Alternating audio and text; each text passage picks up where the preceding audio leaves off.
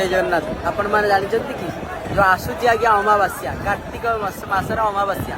Jar नाम आज्ञा सोमवती अमावास्या और विशाखा नक्षत्र जेहेतु संजोग होती भितर अनेक फल प्राप्ति रही आज्ञा। विशाखा नक्षत्र स्वामी होती बृहस्पति से यही नक्षत्र में जो मैंने आज्ञा संपूर्ण भाव में जन्म होता दुख कष्ट आसिले से दुख कष्ट को आड़े जा एक शीर्ष मार्ग को आज्ञा धरी था जहाँकि देवगुरु बृहस्पति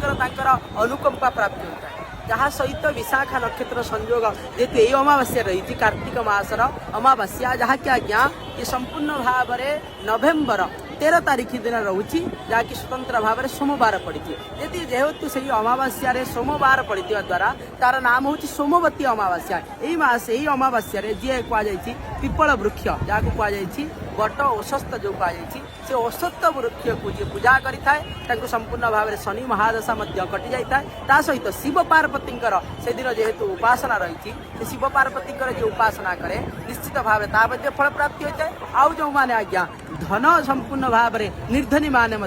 जदि महाप्रभुंकर महालक्ष्मींकर से दिन संपूर्ण भाव में विशाखा नक्षत्र संयोग जेहेतु संपूर्ण भाव में रही से दिनटा संपूर्ण भाव में दिन ठार आरंभ कर रात्र पर्यंत जो समय जदि शुभ बेला समय जदि पूजा करती निर्धन धनी हो जाए। आउ कहुई जेपरी भाव में विभिन्न प्रकार